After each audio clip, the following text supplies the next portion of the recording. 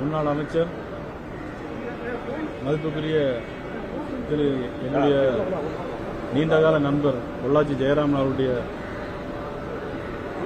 மகனுடைய திருமணத்துடைய வரவேற்பு நிகழ்ச்சியில் கலந்து கொள்வதற்காக கோவைக்கு வந்திருக்கிறோம். அந்த நிகழ்ச்சியில் கலந்து கொண்டு நாளை மறுதினம் காலை 6 மணிக்கெல்லாம் மதுரையில் நடைபெறுகிற அறுபடை வீடுகளுடைய முருக பக்தருடைய மாநாடு வருகிற ஜூன் 22ஆம் தேதி மதுரையில் நடைபெற இருக்கிறது. உலகம் முழுவதும் இருந்து வரக்கூடிய முருக பக்தர்கள் அங்கே கலந்து கொள்கிறார்கள். அந்த நிகழ்விலே அறுபடை வீடுகள் அலங்காரம் செய்யப்பட்டு வைக்கப்பட உள்ளது. அதனுடைய கால்கோல் விழா நாளை காலை 6 மணிக்கெல்லாம் மதுரையிலே நடைபெற இருக்கிறது. அந்த மாநாட்டை இந்து முன்னணியுடைய மாநில தலைவர் மதிப்புக்குரிய காடேஸ்வர சுப்பிரமணியன் அவர்கள் ஏற்பாடு செய்திருக்கிறார்கள். அந்த நிகழ்ச்சியில் கலந்து விட்டு நாளை ஊருக்கு திருநெல்வேலி செல்ல இருக்கிறார். டாஸ்மாக் ஊழலை பற்றி நம்ம பேசிக்கிட்டே இருக்கிறோம்.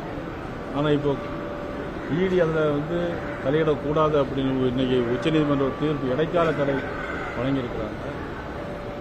அதில் சம்பந்தப்பட்ட துணை முதலமைச்சருடைய நண்பர்களாக இருக்கக்கூடிய ரித்தீஷ் மற்றும் ஆகாஷ் அவர்களை விசாரித்தால் தெரியும் என்று இடி ஏற்கனவே சம்பந்தப்பட்டு ஆகாஷும் ரித்தீஷும் லண்டனுக்கு போயிட்டாங்க அப்படின்னு சொல்கிறாங்க. ஆனால் சில பேர் இங்கே இருக்கதாகவும் சொல்கிறாங்க. ஆனால் இடி அதை தலையிடக்கூடாதுன்னு இன்னைக்கு இடைக்கால தடை வாங்கியிருக்கிறாங்க. மதிப்புக்குரிய துணை முதலமைச்சர் உதயநிதி ஸ்டாலின் அவர்கள் நாங்கள் மோடிக்கும் பயப்பட மாட்டோம், ஈடிக்கும் பயப்பட மாட்டோம்னு சொல்லியிருக்கிறாங்க. ஆனால் 2012ஆம் வருஷம் தேர்தல் நடக்கும்போது அங்கே பேச்சுவார்த்தை, இந்த கூட்டணி பேச்சுவார்த்தை நடப்பதற்கு 2011 மார்ச் மாதம் மாடியில் ஈடி நடந்துட்டு இருந்தது. கீழே அதோடைய பேச்சுவார்த்தை ஓடிக்கொண்டிருந்தது. ஆனால் அன்னைக்கு மட்டும் ஈடிக்கு பயந்து தான் பேச்சுவார்த்தை முடித்தார்களா தெரியல. மதிப்புக்குரிய உதயநிதி ஸ்டாலின் அவர்களுக்கு இன்றையிலிருந்து ஈடி பயம் இருந்துகிட்டே இருக்கிறனால தான் ஈடிக்கு பயப்பட மாட்டேன்னு சொல்லியிருக்கிறாங்க. அப்போ ஏன் ரித்தீஷ் அவர்களும் ஆகாஷ் அவர்களும் வெளிநாட்டுக்கு பயந்து போக வேண்டிய அவசியம் இல்லை? இதெல்லாம் நீங்கள் தான் ஊடகங்கள் தான் அதை பற்றி கேட்கணும். இப்போ திமுகவுடைய ஆட்சி காலத்தில் இதில் இந்த டாஸ்மாக் ரிலேட்டடான விஷயத்தில் இடி ரைடுன்னு நீங்கள் சொல்றீங்க. அதிமுக ஆட்சி காலத்திலும் ஏராளமான வழக்குகள் பதிவு செய்யப்பட்டிருக்கு. செந்தில் பாலாஜி சட்டமன்றத்திலேயே சொல்லியிருக்கிறாரு, நீங்களும் கேட்டிருக்கீங்க. அதிமுக ஆட்சி காலத்தில் நடந்த டாஸ்மாக் ரிலேட்டடான வழக்குகளில் இடி ரைடு நீங்க கேட்குறீங்களா? கண்டிப்பாக யார் ஆட்சி செய்தாலும் எங்களை பொறுத்தவரையும் நீதி கண்டிப்பாக வேணும்.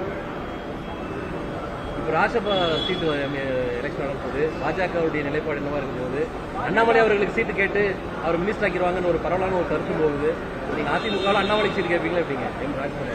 அதாவது இந்த ராஜ்யசபா தேர்தல் கூட்டணி இதையெல்லாம் பார்த்தீங்கன்னா தனிப்பட்ட முறையில் நான் சொல்ல முடியாது. இது உங்களுடைய தலைமை முடிவு செய்யும். எங்கள் தலைமை முடிவு செய்ய என்ன செய்கிறார்களோ, எங்கள்கிட்ட இருக்கிறது 4 சீட். 4 சீட் இருக்கிறதுனால தலைமை என்ன சொல்றாங்களோ அதுபடி கேட்போம். அதிமுக ஆதரவு கொடுக்க நான் கூட்டணியில் இருக்கிறோம். இப்போ அதிமுக ஆதரவுன்னா ஆதரவு கண்டிப்பாக.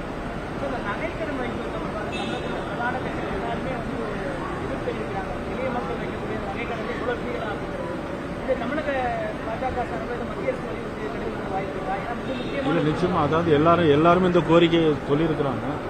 இது குறித்து நாங்களும் ஏற்கனவே எங்களுடைய கமிட்டியில் பேசியிருக்கிறோம். இது குறித்து மதிப்புக்குரிய நமது நிதி அமைச்சர் அவர்களுக்கு இது குறித்து எங்களுடைய கருத்து நாங்கள் நிச்சயமாக எவ்வளவு லகுவாக ஆக்க முடியுமோ அவ்வளவு தூரம் லகுவாக ஆக்க முடியும்.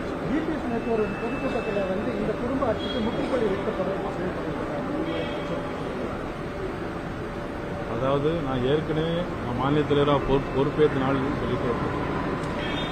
திமுக ஆட்சி நேரம் மக்களுக்கு நிறைய சிரமங்கள் இருக்கு. சொத்து வரி உயர்வு கூட்டியிருக்காங்க, அது 300 மடங்கு கூட்டியிருக்காங்க. அதே மாதிரி மின்சார கட்டணம் பார்த்தீங்கன்னா ஒவ்வொரு வருஷமும் 6% கூட்டுறாங்க. தொழிற்சாலைகள் நடத்த முடியாது, ஹோட்டல் நிர்வாகங்கள் நிச்சயமாக நடத்த முடியாது. சொத்து வரி உயர்வு, மின்சார கட்டண உயர்வு, கட்ட பஞ்சாயத்து, கஞ்சா கடத்தல் எல்லாமே இந்த ஆட்சியில் அளவுக்கு அதிகமாக போயிட்டு இருக்கு. சட்டம் ஒழுங்கை காவல்துறையால் பராமரிக்க முடியாது. ஆக இன்னும் இந்த ஆட்சி மக்களுக்கு விரோதமாக இருக்கிறது. ஆகவே எல்லா கட்சிகளும் ஓரணியில் திரள வேண்டும் என்றுதான் எங்களுடைய கோரிக்கையாக நாங்கள் இருக்கிறோம். மத்திய அரசு மாநிலங்களுக்கு தமிழ்நாட்டுக்கு பணம் இதில் வந்து எந்த மாணவர்களும் பாதிக்கப்பட மாட்டாங்க. அதாவது ஏற்கனவே நமது முதலமைச்சர் அவர்கள் டெல்லிக்கு போயிருக்கிறாங்க. டெல்லிக்கு போன இடத்துல இதை பற்றி அவங்களுக்கு கண்டிப்பாக சொல்லியிருக்கணும்னு நான் நினைக்கிறேன். அவங்க சொல்லியிருப்பாங்களா பேசினாங்களான்னு தெரியாது. மதிப்புக்குரிய பிரதமர் அவர்களே தனியாக கூட சந்தித்து பேசியிருக்காங்க. அப்போ இது குறித்து பேசினாங்களா என்பது முதலமைச்சர் அவர்கள் தான் விளக்கம் சொல்லணும். வழக்கமாக ரிலீஸ் பண்ண வேண்டிய ஃபண்டை ஹோல்டு பண்ணதுனால ஆர்டி அட்மிஷனால 1 லட்சத்துக்கு மேற்பட்ட சேர்க்கையை வந்து பண்ண முடியல. அது 1 லட்சம் மாணவருடைய கல்வி வந்து ஆர்டியில் பாதிக்கப்படுறதுக்கு சென்ட்ரல் கவர்மெண்ட்டுடைய ஃபண்ட் ரிலீஸ் ஆகாது அப்படின்னு ஒரு குற்றச்சாட்டு வைக்கிறாங்க. மொத்தமே 1,10,000 பேர் தான் படிக்கிறாங்க. ஆக என்னன்னா இவங்க வந்து மும்மொழி கொள்கைகளை வந்து எவ்வளவு செலவு பண்ணுவோமோ அந்த பணத்தை கேட்கிறார்கள். இவர்கள் ஆண்டுதோறும் கொடுக்கக்கூடிய பணத்தை கொடுத்து கொண்டு தான் இருக்கிறோம்.